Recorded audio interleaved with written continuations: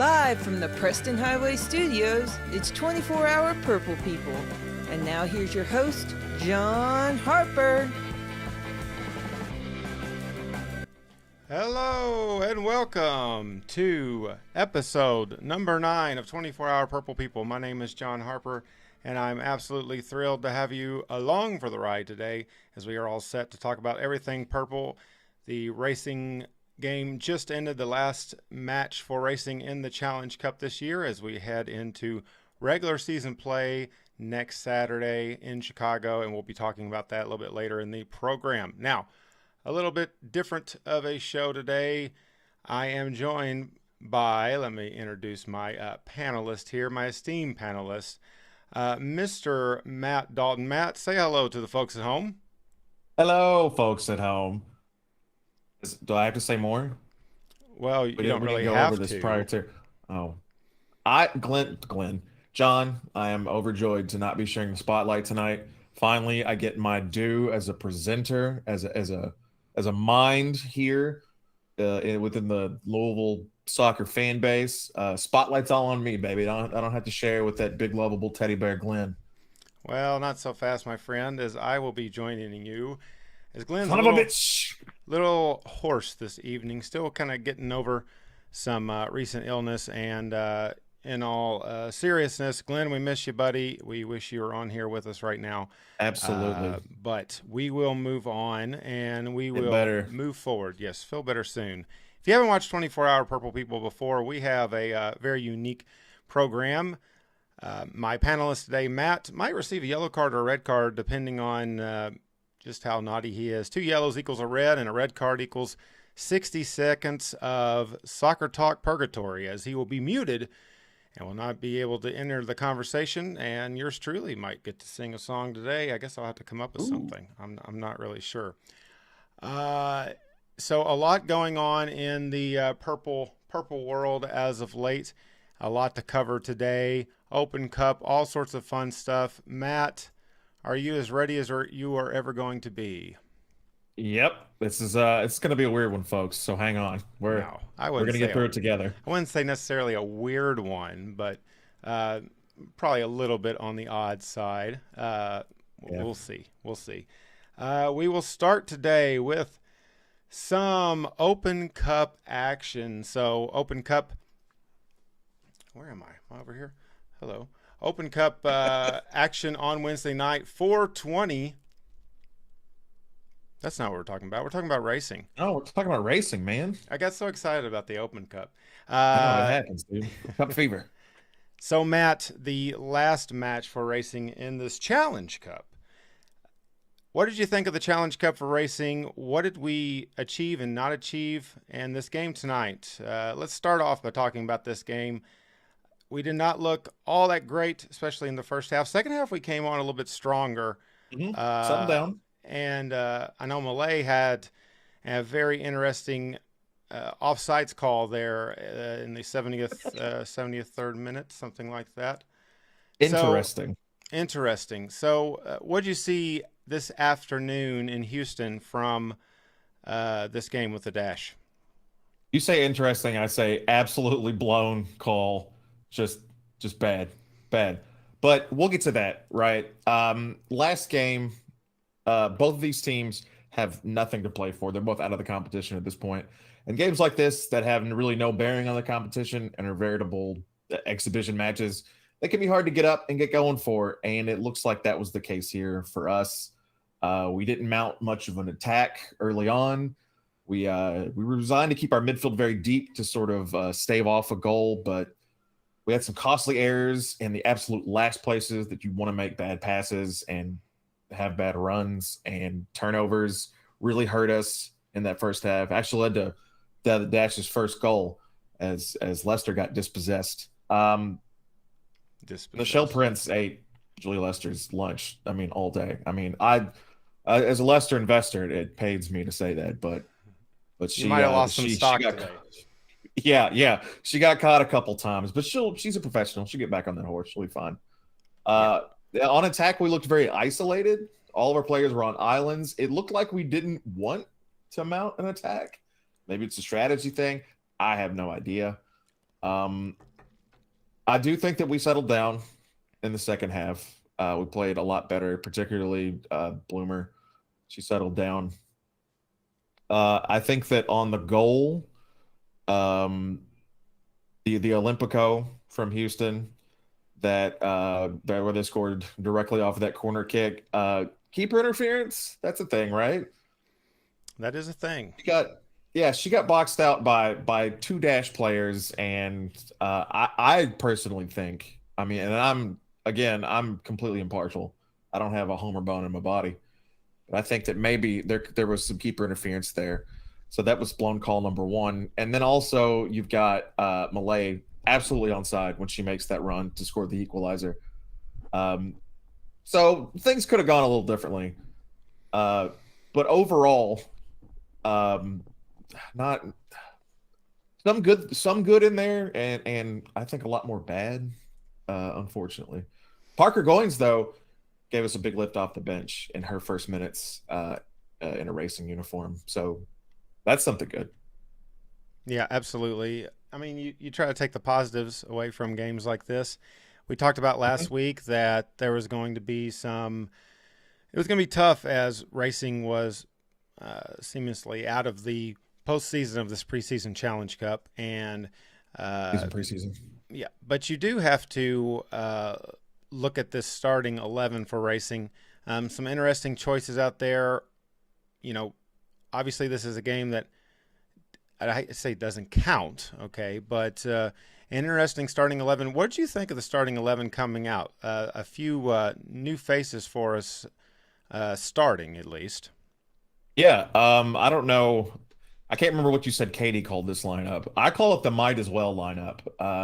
You want to get your bench minutes, right? Especially in contests where the result really doesn't have a bearing on anything but going forward. So yeah, why not get Bloomer in there? And early on, Bloomer made some mistakes. We had her starting goal over Lund, but hopefully these are mistakes that she can sort of get out of her system, right? Because you need a confident and capable backup keeper throughout your season. Let's see, who else did we have? Well, no J Mac in the 18. That's not all that surprising, considering, again, no bearing on the overall contest. It was good to see Jalen Howe score her first absolutely. goal for racing. Her first racing goal, that's right. Yes, and the commentators really like Julie Howe. They were not that impressive today.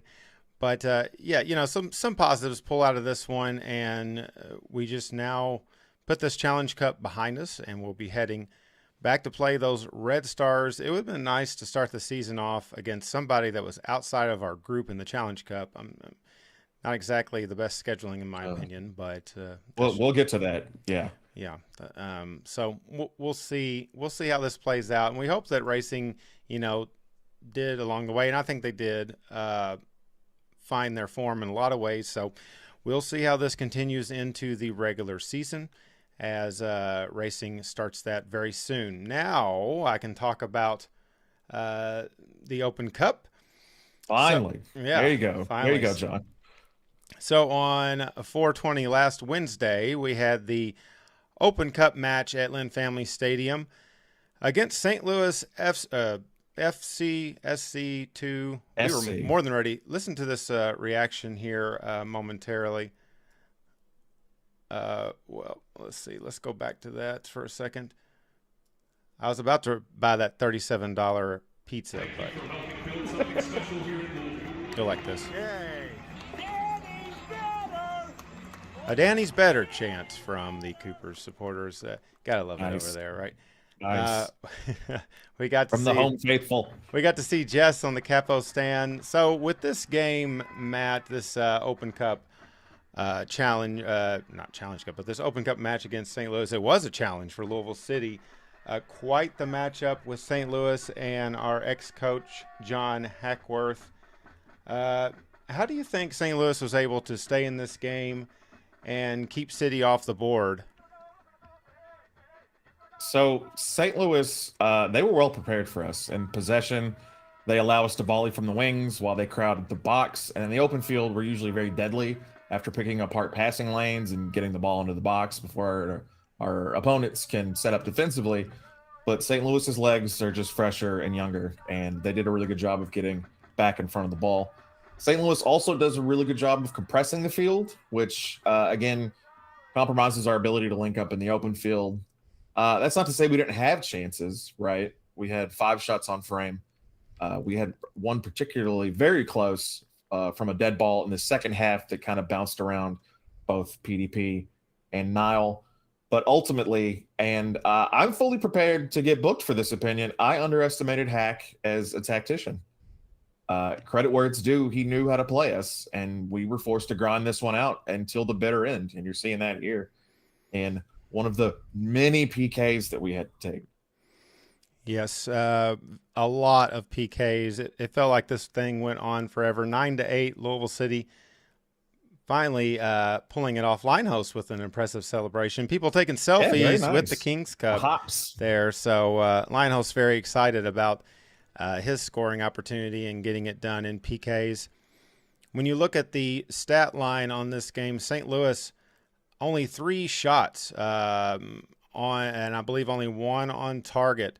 So Louisville City still playing some solid defense, even in Absolutely. a game where they just couldn't put it into the net. Matt, do you think that there might be some opportunity with Louisville City when it comes to these set pieces, maybe the longer passes, things of that nature, where we are trying to get the ball down the field in a hurry? What do you see out of Louisville City when it comes to passing accuracy so far this season? It's usually very good, right? We hover around, 70, 75, even up to 80% on our passing accuracy. I believe it was down a little bit in this match and in the next match, as we'll cover later. But normally we're really good at switching field, playing from the back, linking up on those long passes, playing up through the midfield is one of our big strengths. St. Louis kind of took that midfield away from us and forced us to be a little flat on attack, which again is why we ended up going to, almost keepers in PKs. But there's room for improvement there. I will say that I was maybe overconfident myself going into this match, and I think that I was slightly humbled by the performance of St. Louis. I was pretty impressed, and even though that we're on a short week, and we weren't, our lineup particularly wasn't as fresh as I thought. We would normally be. That's no excuse. I mean, we had every opportunity to blow this game open, but we did not. Weren't able to do it. Yeah, we had lots of great opportunities, especially in the first half. St. Louis really upped the pressure, it felt like, at times in the second half. But you just kind of felt like once you hit about the 80th minute, I kind of said, it felt like this was going to go to PKs, and it did. Right. The St. Louis supporters, first, a little tip of the hat to them. If you didn't hear about this through various social media, they once again had a flat tire with their bus. They actually had to Uber to the stadium from their bus. It's not funny. I mean, you would have hated Yes, it is. Yes, it is. for that to happen. But, well, it's kind of funny. But yeah, there you go. Yeah, good turnout from the St. Louis supporters in this Kings Cup match. We talked a lot about that last week, but yes, it felt more like it when we got there. Seeing the trophy, seeing people excited for the Kings Cup. Matt, it's very possible this could be the very last matchup between these teams, or at least for quite some time, unless they were to find each other in the Open Cup again. What do you think? You think the King Cup continues on? I don't know. I don't know if this is the last Kings Cup, really. It doesn't feel like the end.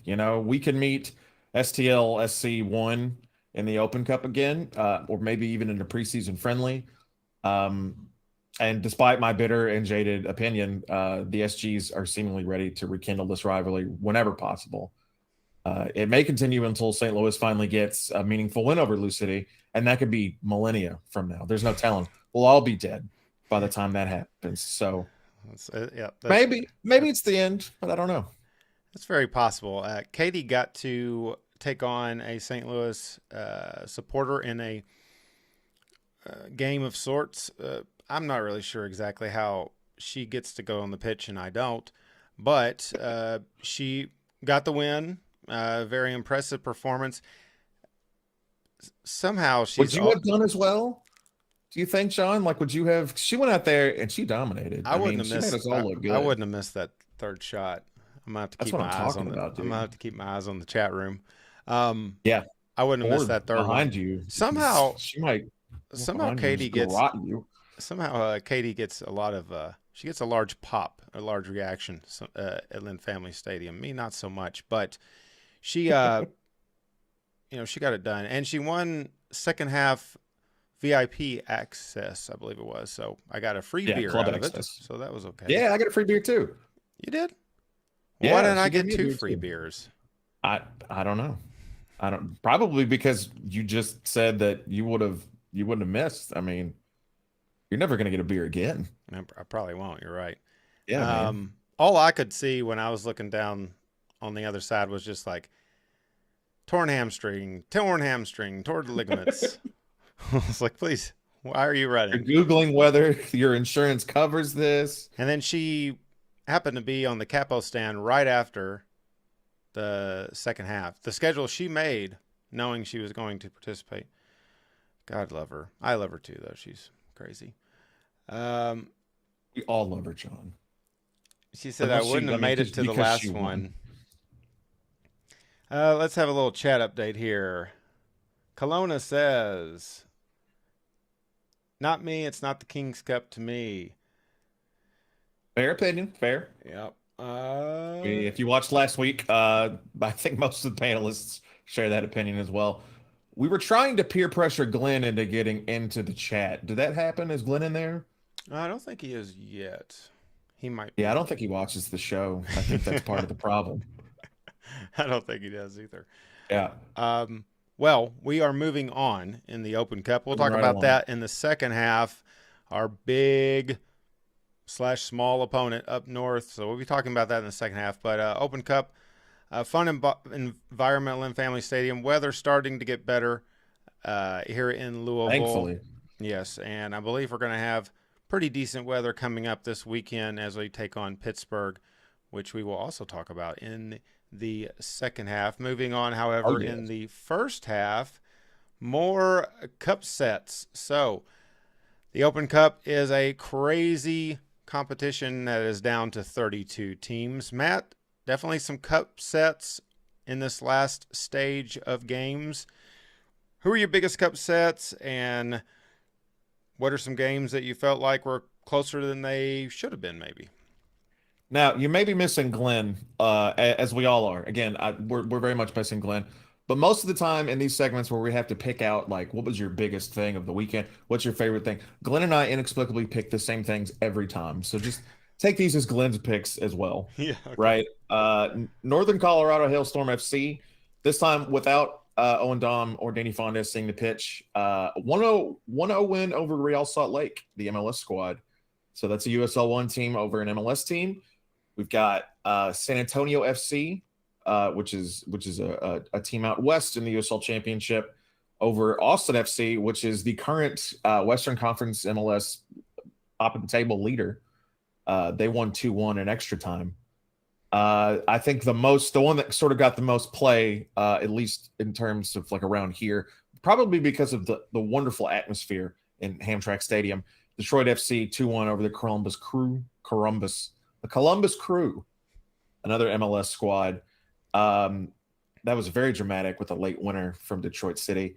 And Union Omaha, a USL 1 team, over the Chicago Fire, 5-4 on PKs, a team that Loucity has never really been able to put away in Open Cup action. So good on Union Omaha. Yep. Come on, you Owls. Come on, you Owls, yeah. Greenville and Charlotte had a very close game. Greenville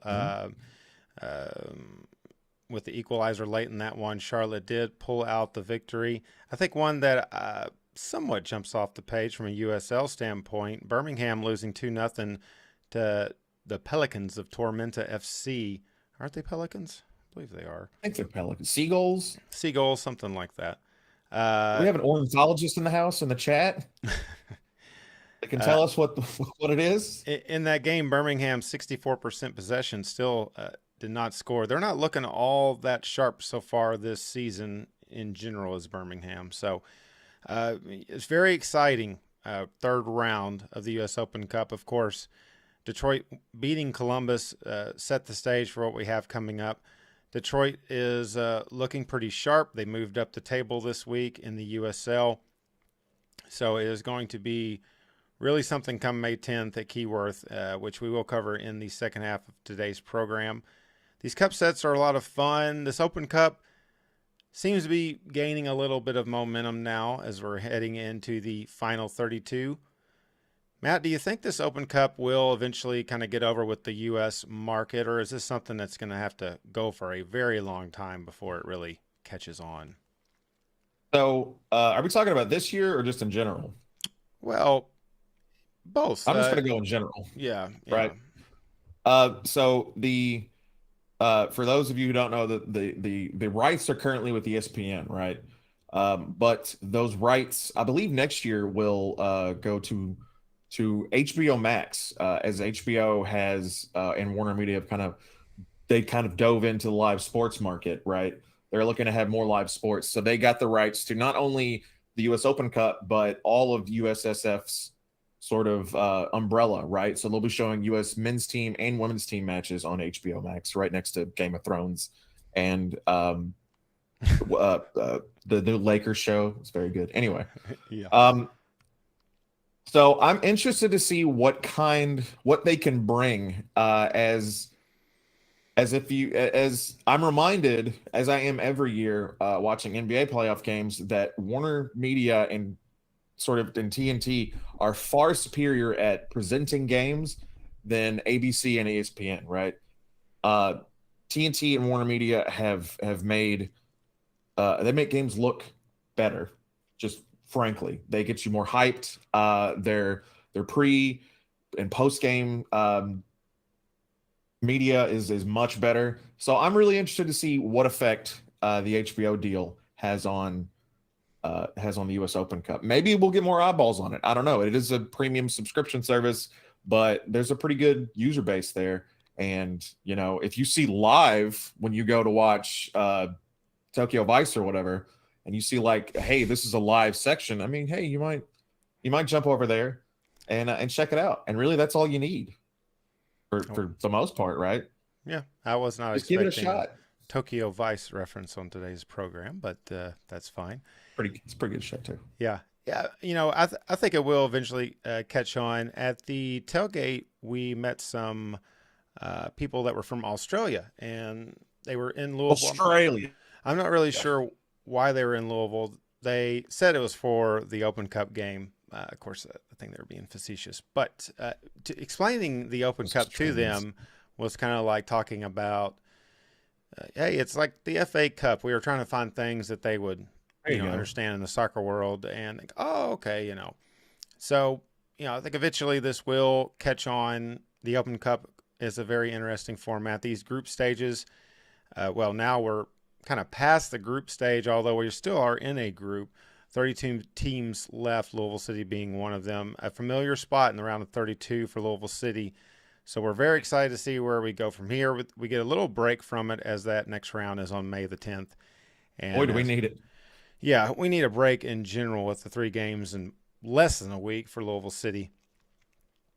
Pretty crazy, which brings us into our final first half topic. Bruised and battered down in South Kakalaki, Chucktown, I believe, as Matt might call it. Charleston, South Carolina. Saturday evening, a beautiful evening in Charleston as we took on the Battery.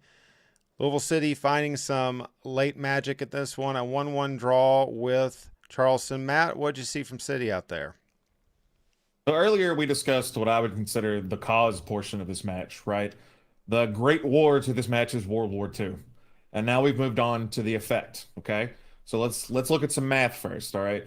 120 minutes plus 9 PKs plus 72 hours plus 1 suspension plus 1 national team call-up plus 7 changes to the lineup. All that equals our worst half of the year in the first half, quite That's all it frankly. took. And yeah, it equals a trap, is what it looked like for a large portion of the game. And it also spells disaster for us at Sacrifice. Uh, some of you are going to get that, and I hope that I made you pop. So the next subject we're sort of going to be covering in class today is chemistry. And we didn't have a lot of it in Charleston, right? Those 7 total changes and this combination of players who didn't look like they've spent much time as a unit on the pitch No. gave us issues in every single facet of the game in the first half. Our passing was uncharacteristically poor, which gave the battery extra opportunities and allowed them to recycle. In our half, our combination play was ineffective on attack. We weren't moving together as a unit. So we ended up settling for play along that left channel a lot, and left us very one-dimensional. It was easily stilted by Charleston, that one-dimensional attack. And in the 32nd minute, we found ourselves down 1-0 on the road to a team that had lost 5 straight. So not good. No, that chemistry in the first half definitely was showing. There was the lack thereof of the chemistry from Loucity. Danny, of course, has been very good with substitutions this season. He made some critical ones. Really a tale of two halves in this game, was it not, Matt? Yeah, it was a 1-goal hole at the half, and I felt like we were going to be able to sort of climb back out of that. And we're able to make some adjustments at the half with Ownby coming on for Ray Serrano, and then Wilson Harris and Corbin Bone about the hour mark came on. We're finally able to mount an attack on that right side, which opens up Enoch on the left as he's completely unmarked for a pass from Bone, and he beats the keeper near post. I like to call that Gareth bailing. Whenever somebody beats the keeper near post, it always catches me off guard, and I love it. But he's able to tie it up for us. I'm really hopeful that this breakthrough for Nucky is the turning point in the season for him. He's been working really hard, and I'm glad that it finally paid off. He was, tugging on the shorts there at the bottom of the shorts, just exhausted after that game. So I'm glad that his hard work really it bore some fruit here. And hopefully this is the first of many goals, because we could really use another threat on attack. Yes. As Wilson Harris has been good, but man, we need somebody else to sort of step up until we can get Cam back. Yes, absolutely. If Mushagalusa starts hitting his stride, look out, because he's the one player absolutely. that had a lot of hype coming into this season. Very excited to play in Louisville, was excited to get here. Already popular with the fans, and it was good to see his first goal kind of break the ice. It took a game like this to get it, but he hit it in a clutch moment. Obviously, we needed to get that goal on the board to get out of a situation we did not want to be in, which was losing at Charleston. Enoch, I will say, is amazing with the ball. Sometimes I feel like he might hold on to it a little bit too long. He does a lot of dribbling.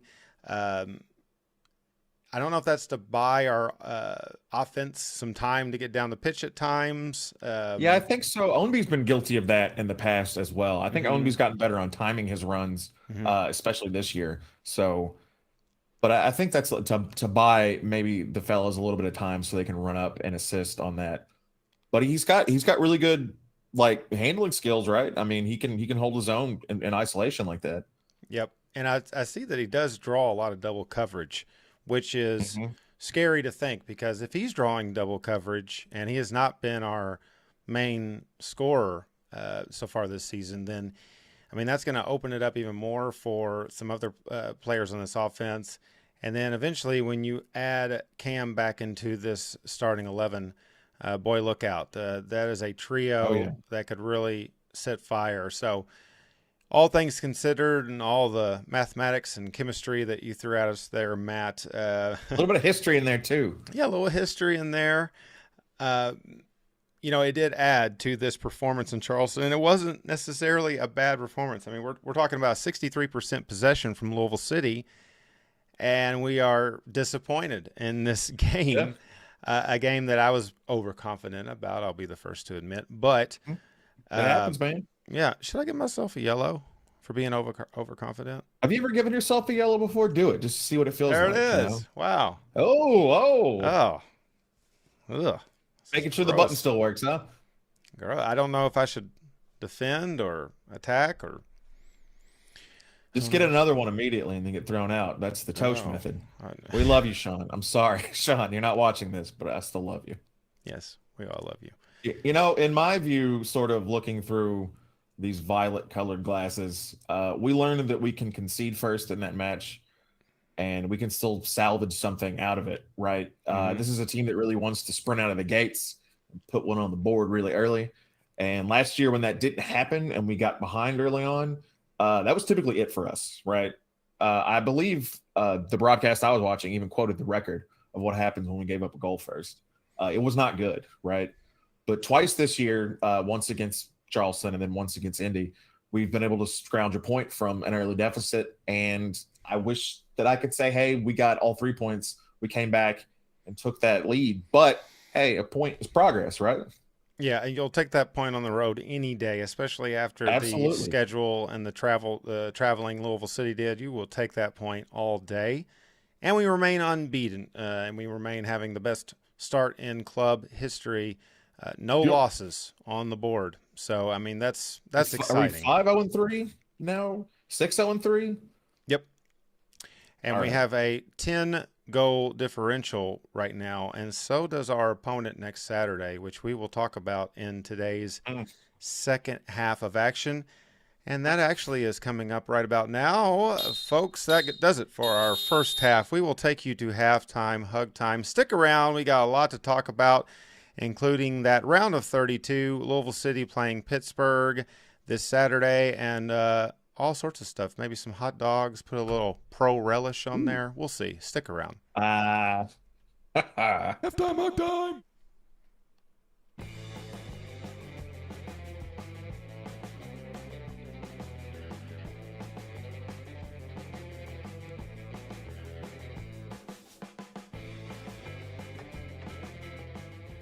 "24-hour Purple People" will be right back, just like our original crust was after that terrible one. You guys remember that? Yeah. Hang on a second, Beardo. You're not going to walk out of the house looking like that, are you? What am I supposed to do? Introducing Ownby brand Beard Balm.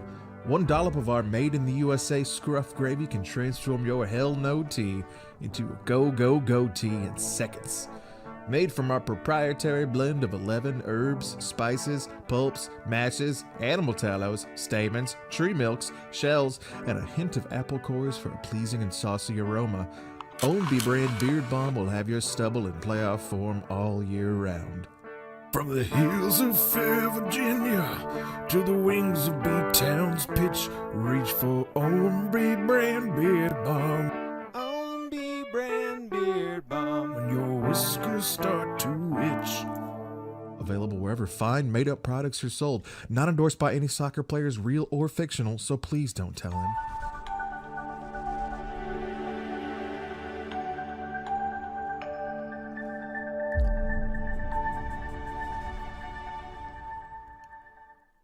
Welcome back to 24-hour Purple People. My name is John Harper, and we are so glad for each and every one of you watching today. Episode 9, Glennless, as Glenn is taking a night off. A little hoarse, still recovering from some sickness. And Glenn, we hope you get well soon. We miss you out there. I know I do, because that means I have to talk more. So that's never a good thing. Hey, John. Yes. He's a pony. He's a pony. You get it? Because he's a little horse. Oh, you might get a red. You might get a red card randomly for that one. Yeah, that was bad. Just pull it out whenever you feel like it. That's what she said. Just remember. Oh, now you're definitely getting red. Just remember, if you are a fake business and you're interested in sponsoring our show, please give us an email or call Matt directly. His number is 502. Oh, I shouldn't say that on the air. I got my. Give it out. Who cares? I mean, I don't know. I'm bored a lot. Let's do this. Sure, they wouldn't mind getting your number. Yeah, you guys should be so lucky. Okay, shy time. It's shy time, everybody. Again, right? Yes, the Red Stars. It seems like we cannot stop playing the Red Stars, right? NWSL action starts April 30th for the regular season opener in Chicago against those Red Stars. Matt, we have played them 63 times this season so far, this year so far. Now, the Red Stars, our last game at Chicago, we played rather well. It was kind of a little bit of a miniature turning point in momentum for Racing, a team that has not defeated Racing.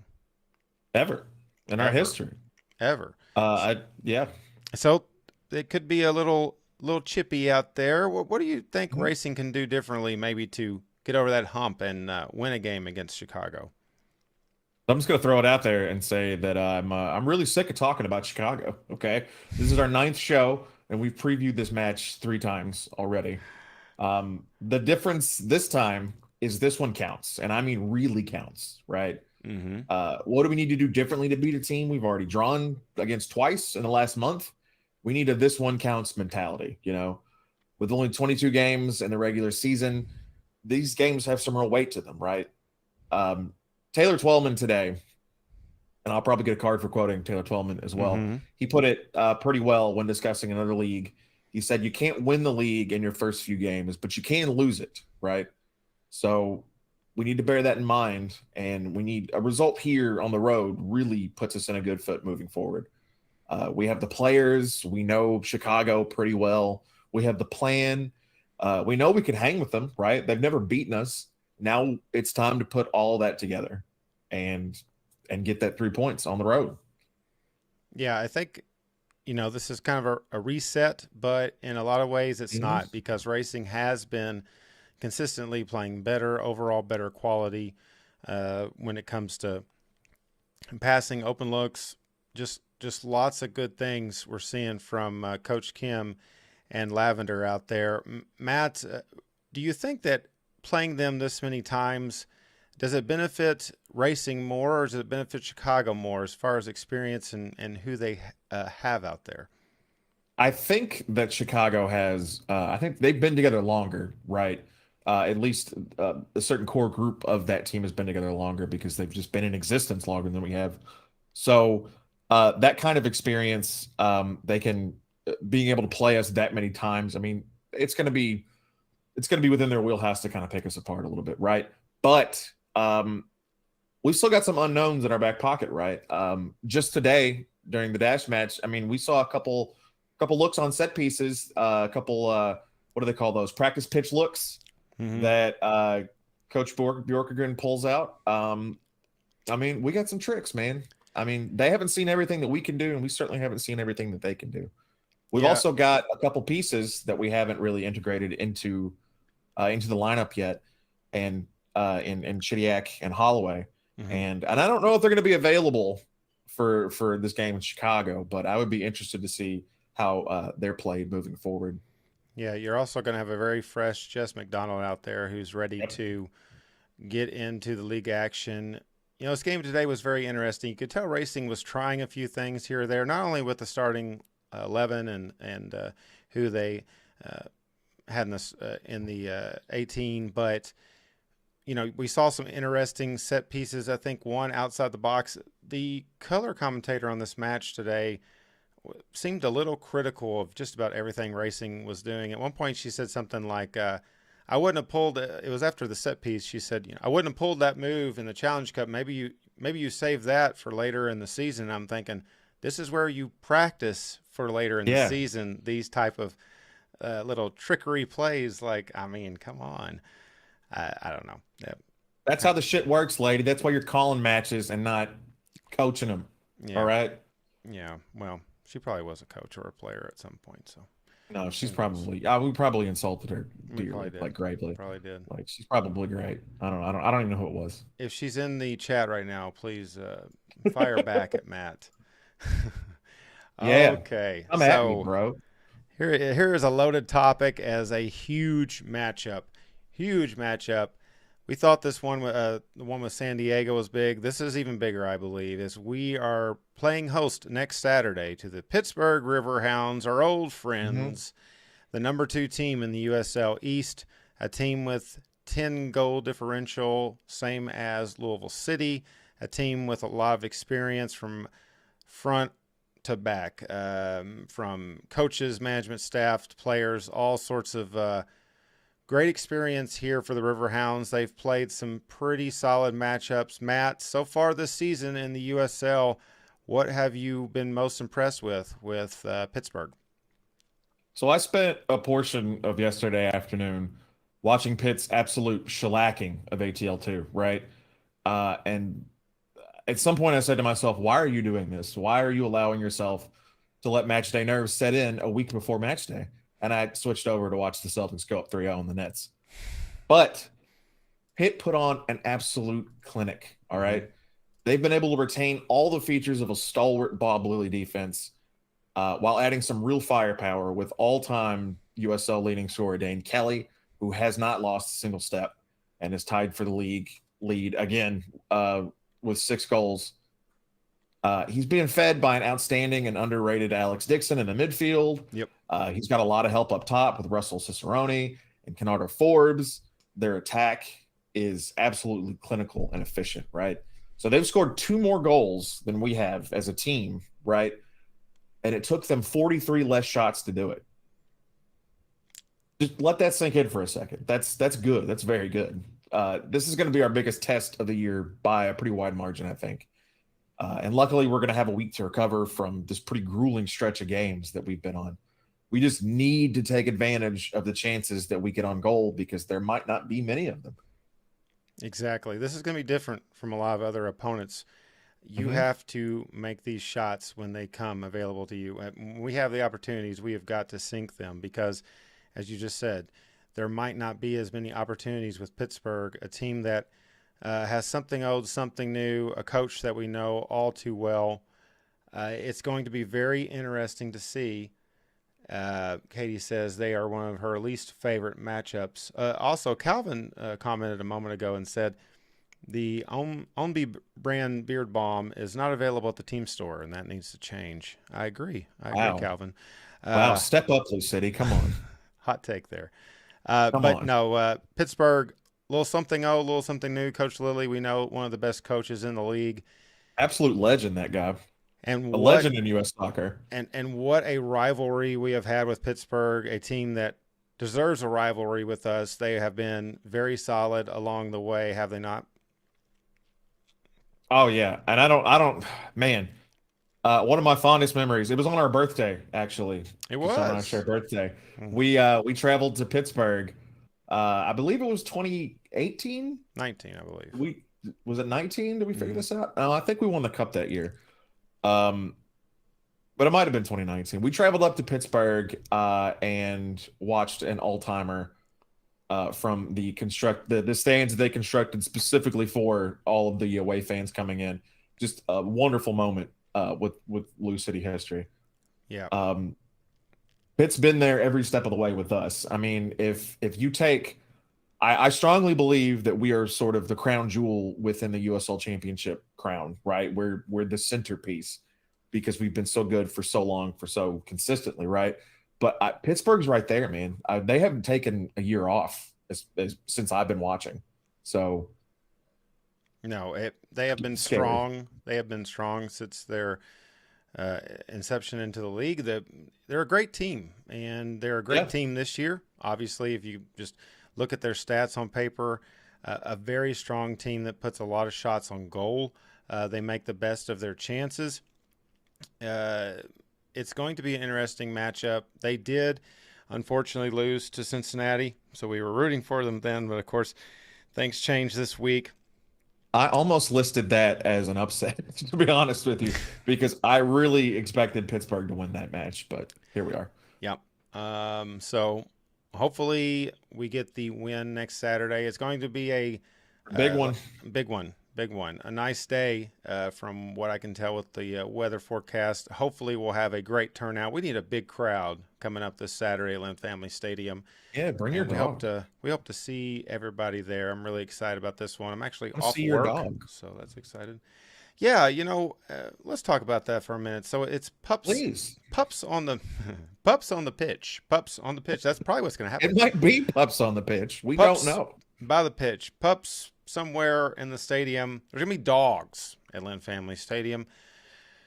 Oh boy, Matt, I know you have a dog. We've heard it bark on Love it. air before. Yep. What are your feelings on this dog event? I want to know if first of all, what are the chances that a dog makes it onto the pitch? Very good. I know, yeah. So my dog in particular, she's touched, is what we say. She's touched in the head. She's unruly. She does whatever the hell she wants. I saw her multiple times today while she was staked, while my wife was working in the front garden. She was staked out there on a leash, and she tried multiple times to run into traffic and attack cars as they drove by. This is her every day, right? They deserved it. They had it coming. I'm not saying they didn't, but was that yesterday you said? No, this was today. Oh, were there any Volvos? Because Charleston had Volvo on the front of their kits. Maybe that's what it was. Smart dog, man's best friend. Smart. But I don't know. We might see some pups on the pitch. Did they pick this specifically because of the Riverhounds, or was this a random? Well, thing? That's a good question. I was thinking it could have had something to do with that. Right. They said Riverhounds. You want to see Riverhounds? Come on. Riverhounds will bring the entire dog pound to the stadium. Yeah. Okay, so they do this. Bats do this. Major League Baseball teams do this. The difference there is a lot of times, I guess the environment, Major League Baseball stadiums, they're not always at full capacity. They usually are on the weekends in some markets.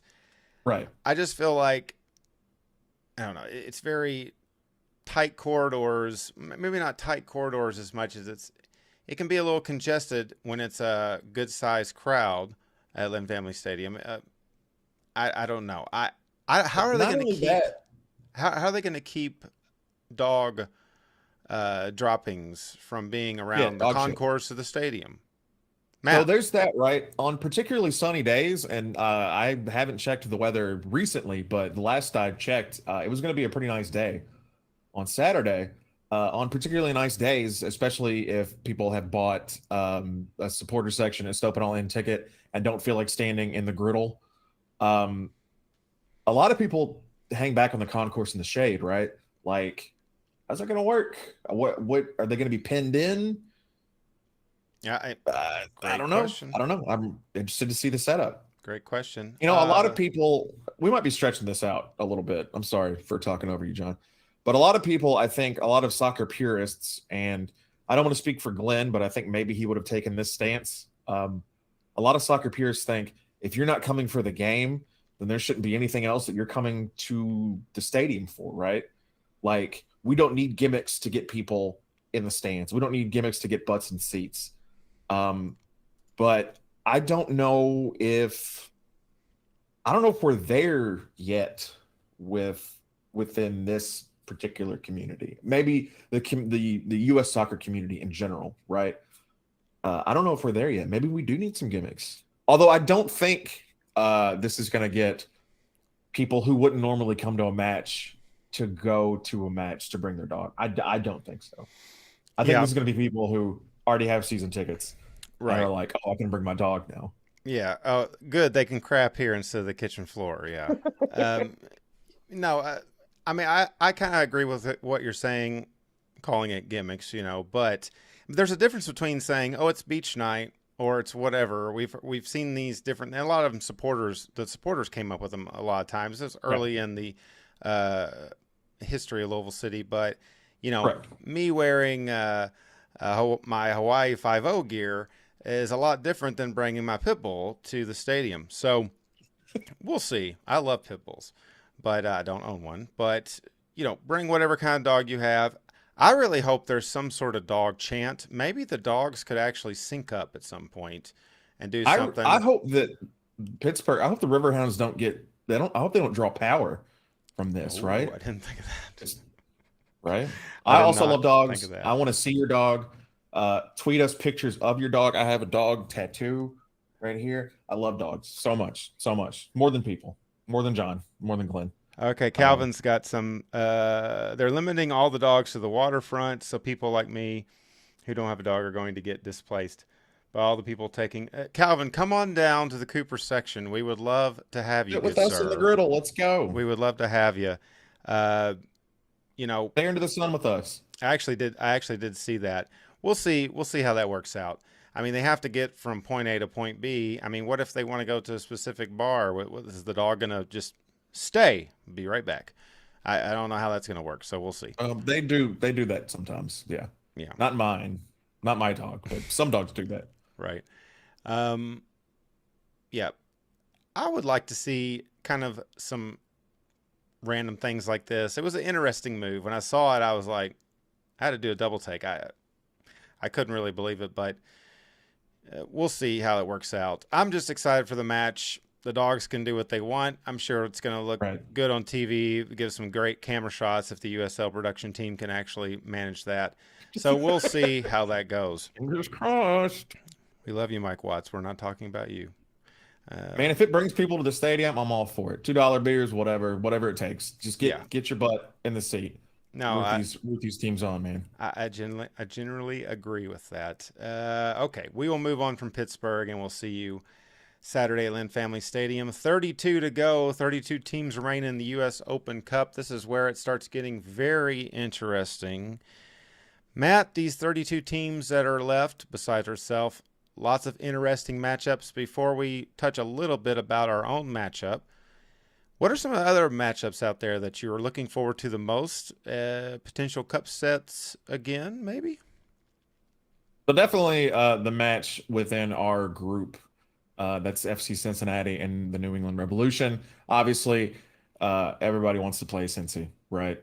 Although I saw an interesting poll on Twitter that asked, would you rather see Cincinnati lose, or would you rather get the ability to put them out of the tournament? I don't know. That's a tough call for a lot of people, but that's the other matchup within our group. We will play the winner of that game May 11th at 7 p.m. I'm scrolling down the list here, right? I'm on thecup.us, and I'm looking down the list, and I'm seeing a lot of inter-league matches. Right? It's all MLS versus MLS, MLS versus MLS, USL Championship versus USL Championship. I'm a little disappointed. Just a little bit disappointed. Yeah. I would rather see matchups that you couldn't see anywhere else, right? I want to see that in the cup. That's what I tune in for. Yeah, we talked about how they made kind of a big deal about everybody seeing the initial draws like, this is legit. This is not, a fake draw. It's not rigged. Well, this go around, I think we were all kind of like, I wish they just would have rigged it, because everybody rigged it. Everybody wanted to play Cincinnati. Hey, there's still a chance, obviously, that could happen. Some of the matchups, I'm also looking at the same website, I believe. I'm really interested in seeing how South Georgia plays against Inter Miami. Yes. With them beating Birmingham, they've looked really strong. Of course, we have Richmond. You watch MLS too, and Miami is not good. So yeah, they got a shot. Richmond Kickers, which we know all too well from USL, they're now part of USL League One, playing Charlotte. Should be interesting. They're for the most part, these matchups did not line up all that great. California United Strikers FC, NISA side against the Galaxy, that could be interesting as well. It could also be a potentially a blowout. What?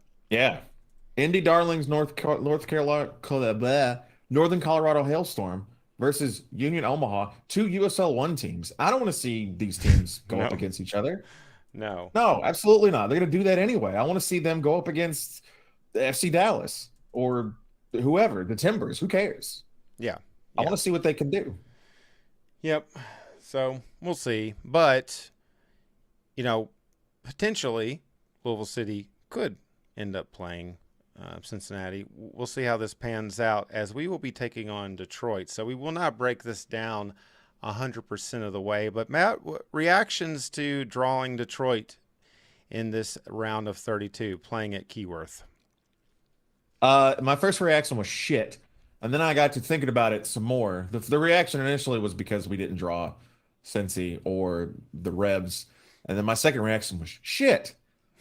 This is gonna be interesting, right? Detroit, we play them, I believe, twice in the last 10 games of the season. So, and they're what are they in third now on the table? Mm-hmm. This is gonna be a sort of a primer for when these games really count. When these games will have probably a huge bearing on playoff seeding, on our place in the table. We get to feel them out a little bit first. Particularly, we get to go into Keyworth Stadium, which has an unbelievable atmosphere, and we get to have a taste of that. So we're not so bewildered when that happens later on the USL Championship season, right? I think that plays as advantageous to us for when these games matter. I'm not going to say the cup doesn't matter, but if you ask most people, I think, and I have asked quite a few people, which competition is more important to you, without a doubt, like to a person, it's the USL Championship, right? That's the cup we want. Yeah, overall, we don't want. Yeah. Overall, that's definitely the way most people will lean. Now, Danny has put a big emphasis on the Open Cup, and I think that the team is taking this very seriously. Obviously, every game they take seriously, but I believe Danny has put some extra emphasis on it. It would be interesting to see if we get past Detroit where we end up playing, and how it goes from there. But I'm excited about that game at Detroit. Oh, yeah. Like you said, a great atmosphere at Keyworth. I think that I'm hoping that we pop a lot of smoke on Saturday, because we need to get the boys used to smoke. Detroit, they like to pop a lot of smoke. They pop them down the entire side of the stadium. It's so cute. The Northern Guard, they're so cute. So I'm just so excited to play them. They're going to come for us, aren't Let they? the shit talking begin. Yeah, all right. They're going to come for us, aren't they? They are. They're already mad or something at the world. Okay. We'll move on. They play the one true brand of soccer, right? The rest of us are corporate sellout whores, right? Is that how? That's how they see the game. But whatever. That's neither here. That's neither here nor there. Well, welcome to the USL. All right. So, final topic of the day. I hinted a little bit about hot dogs. That's because I'm hungry, but it's also because our next topic and our final topic is pro relish. That I prefer having some pro relish on my hot dogs. The Open Cup has definitely showed us something that we are all pretty much aware of. Soccer is a little bit different, right? It's different when it comes to lower leagues, higher leagues. This isn't like baseball, okay? Lower teams can defeat these major league soccer teams, quite literally. Matt, has there ever been a better argument than showing somebody how the U.S. Open pans out when it comes to a pro-rail debate in America? There's a lot of different ways you can sort of come at this argument, using the U.S. Open Cup as evidence to support your side. So I'm just going to use just within the USL. How many teams have we seen from USL 1 and USL 2? How many teams have we seen beat USL championship sides, right? I want to see it. I know that puts us in a position, potentially, I'm not saying that it would ever happen, but we could move down to USL League One. That could happen, right? But I think it's worth the risk, right? I want to see fresh teams. I want to see teams that want it. I want to see games that matter late in the season, even after your team doesn't perform well, right? We have in a lot of major leagues, the order of the draft, right, is for your sport is sort of determined by your place in the standings at the end of the year. So you see teams tanking, right?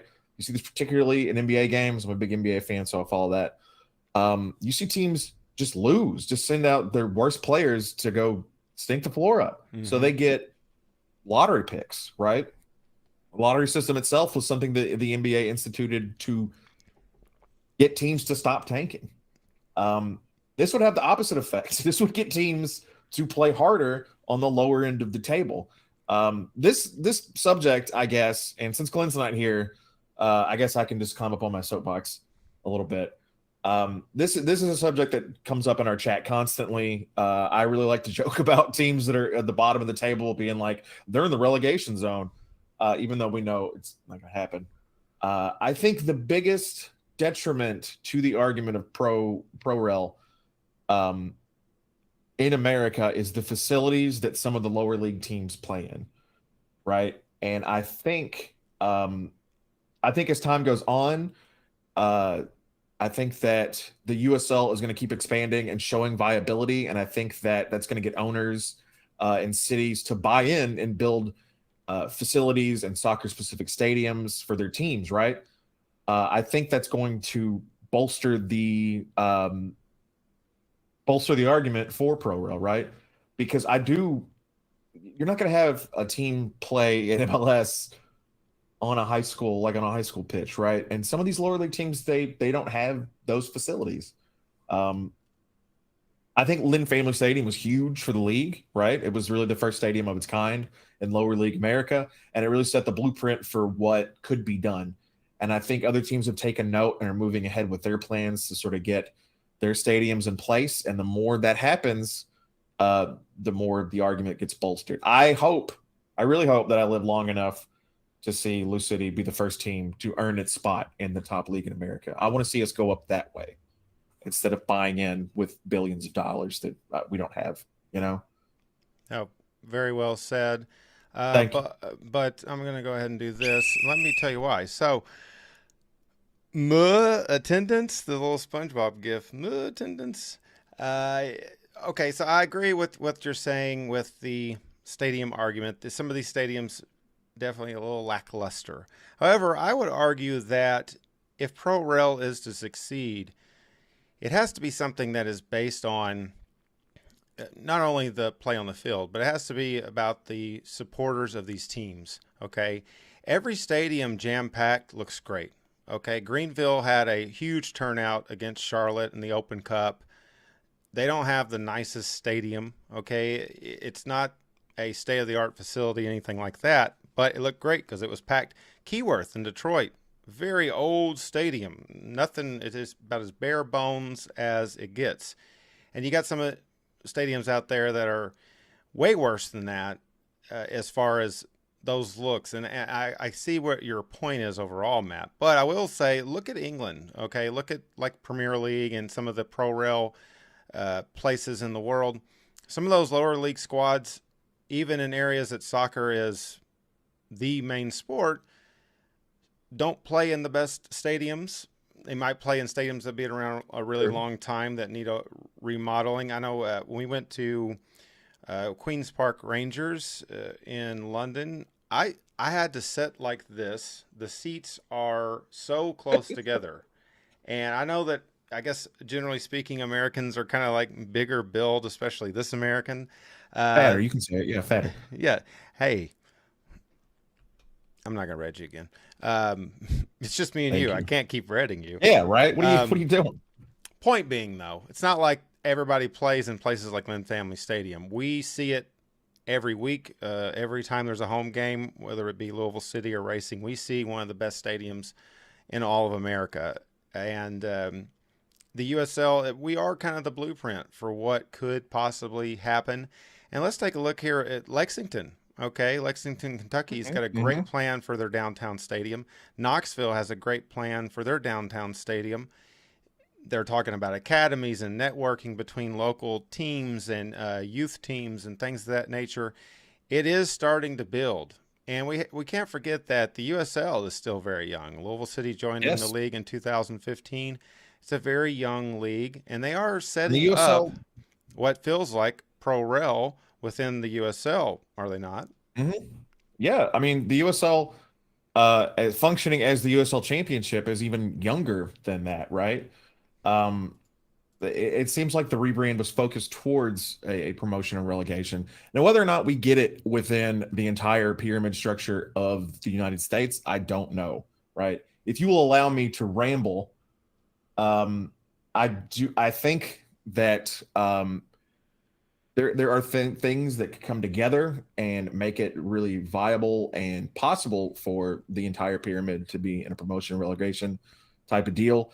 I think the soccer landscape is going to be drastically different in 2030, right? Mm-hmm. We'll be coming off World Cup. the 26th North American United World Cup, which is going to bring a lot of eyes to the game, right? Why are you Keep laughing, going. John? I did. Fine. It's the World Cup. That's fine. Yes. The World Cup. That's what it says. United or whatever. Anyway, the World Cup in 2026 is going to be a big focal point, and I think that off of the momentum that brings, I think that we're going to see some really big changes to the landscape, especially if, depending on how the MLS streaming and viewership rights go, because their ratings aren't great, and if they get lowballed, now they're looking for I don't know how much a year, a lot. They're looking for a big pay raise on those streaming rights. If they get lowballed, they might be in a position where they're thinking, what do we need to do to get new viewers, get new eyes on this? And promotion relegation might be one of those things. So whether we see, are you kind of saying that MLS might be joining the USL? Is that kind of where you're heading with this argument? I would think where I would be heading, I think it'd be I think it would be like the AFL, NFL. It would be a merger, right? A merger of these two entities, because the USL already has a lot of that infrastructure set up, especially when it comes to lower teams, to lower division teams, right? I think it would be more of a merging of things rather than maybe one joining the other. What I love to see, I mean, I don't want to see MLS go out of business, right? I'm past that point in my soccer fandom. It would be bad for the sport, but these leagues need to work together, right? Mm-hmm. And not only this, but this makes the national team better, right? Mm-hmm. When you have promotion relegation within your system, I mean, you get more money from different teams. You get more people coming through your system where otherwise they wouldn't. They would have no outlet for. They'd have to go overseas, or maybe to Mexico, somewhere other than the United States to ply their craft. I mean, the rising tide raises all ships. I think that's true for everything, and I think in 2030, let's have this discussion again, and we'll see where we're at. We'll be on episode 6,000 of this show or whatever. Like pro rail. Yeah. Back in my day. Yeah, this is an argument that's as old as time. I'm sure was being argued about prior to the world of Twitter and all that stuff. And there was a world prior to Twitter? Yeah, believe it or not. Wow. I have always thought it would be interesting if we tried to do this in America. I think a lot of things have to happen first, and which you kind of alluded to. It's not really set up for it at the moment. Even if tomorrow they just said, okay, we're doing it. I mean, it would be really tough to pull off in a lot of ways. But it would have to be, like you said, not only a merger, but you're talking complete merger of all sorts of things. But as you said, what was the ship rising line there? The rising tide raises all ships. Absolutely. So we're hoping that we raised your ship today on 24-Hour Purple People. If you enjoyed this program, please don't forget to hit that like button. Subscribe to our channel for more ridiculous and informative content. We were very sad to hear that Glenn wasn't going to make it, but he is so hoarse today. It was going to be really tough for him to be on the show for an hour plus.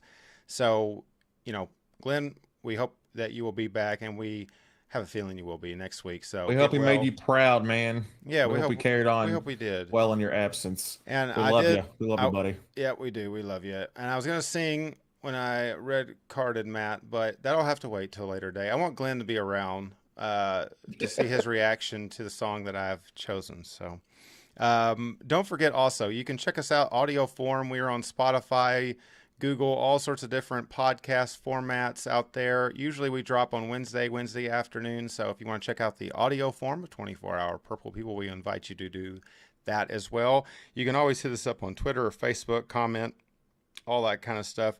We'd love to hear from you. Thank you, everybody that was in the chat today. That was a lot of fun. Every time I looked over, I was laughing. So Thanks everybody that was in there. Kelowna, Calvin, Katie, Linda. Did I miss anybody?